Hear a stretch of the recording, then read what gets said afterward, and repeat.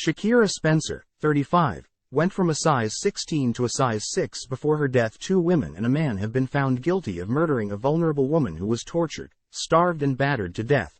Shakira Spencer died after falling under the influence of her former neighbor Ashana Studholme, 38, her lover Shaun Pendlebury, 26, and their friend Lisa Richardson, 44. The defendants, from West London, treated her like a slave, scalded her feet and fed her only ketchup from sachets, the Old Bailey was told.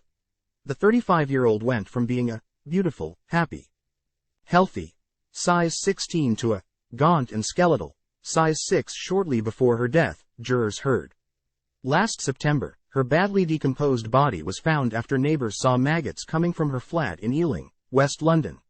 The 3 defendants had denied murder and preventing Ms. Spencer's lawful burial.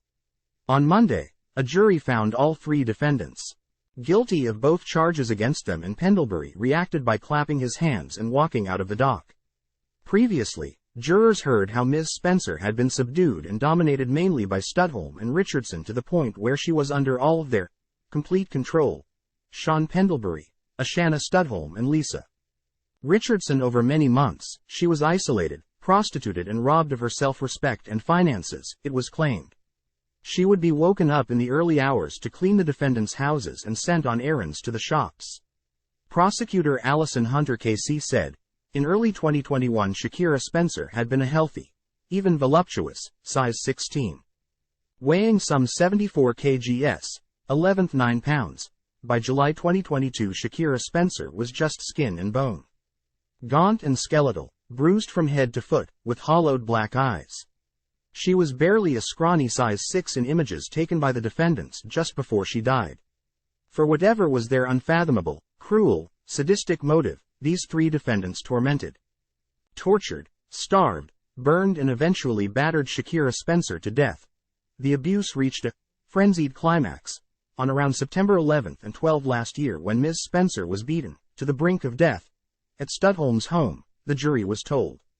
She was bundled into the boot of Pendlebury's borrowed Honda Civic car and driven back to her flat, where she was locked in a hallway cupboard, it was claimed. Shakira, pictured in 2007, Ms. Hunter said ice was packed around Ms. Spencer in a primitive bid to slow decomposition. Newspapers were carefully laid on the floor next to the bed as if Ms. Spencer had been reading and died in her sleep, jurors heard. An alternative plan to dispose of the body in a caravan was abandoned because the defendants could not risk moving her due to the state of decomposition, it was suggested. As part of the cover-up, the defendants cleaned the victim's blood, bodily fluids and DNA from their homes and removed all traces of their presence.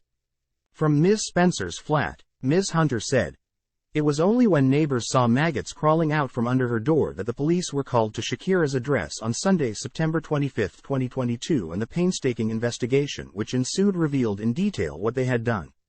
A pathologist was unable to identify exactly how Ms. Spencer died due to the poor condition of her body. A post-mortem examination found crushing injuries to her ear, cuts to her scalp and scalding wounds to her feet, jurors were told. Giving evidence, Pendlebury said he found Ms. Spencer in a bad way inside a cupboard and gave her soup. Pendlebury said he only found out Ms. Spencer had died when Studholme called him. Richardson blamed Pendlebury for what happened and Studholme declined to give evidence in her defense. A lawyer for Studholme pointed out evidential nails that crucified both of her co-accused's cases. Jurors heard Studholme had 3 previous convictions for assaulting women in Edinburgh and London as well as multiple shoplifting offenses. She also received a caution for the neglect of a child who fell from a flat roof while playing in a paddling pool unattended. Pendlebury had previous convictions for drug offenses, handling stolen goods and assaulting 2 police officers, while Richardson had 1 conviction for cultivating cannabis. Following the guilty verdicts, Judge Angela Rafferty KC adjourned sentencing to a later date. Jurors had deliberated for nearly 18 hours to reach verdicts and were excused by the judge from jury service for life due to the harrowing nature of the case. Devi Karan, senior Crown prosecutor, said, evidence presented during the trial proved that Pendlebury, Studholme and Richardson exercised twisted and sadistic control of Shakira Spencer over an extended period. They spun a web of lies in every effort to hide their actions. The CPS built a strong case against them using video footage filmed by the defendants themselves, mobile phone evidence, forensic analysis, and a confession from Shaun Pendlebury himself to prove beyond doubt that they were responsible for her death. The level of suffering that Shakira endured is simply unimaginable. Our thoughts remain with all of Shakira's family and friends. I hope this conviction brings them some sense of justice. Senior Investigating Officer Detective Chief Inspector Brian Howie, from Scotland Yard, said Ms. Spencer was murdered in the most savage and inhumane way imaginable. He said, Shakira was a beautiful, happy mother who was kind and had a trusting nature. Shakira could be vulnerable, and these defendants took advantage of that by controlling and isolating her from everyone she knew in order to control and enslave her in the most dehumanizing and degrading way. The defendants lied and gave implausible accounts in a bid to absolve themselves of responsibility, he said.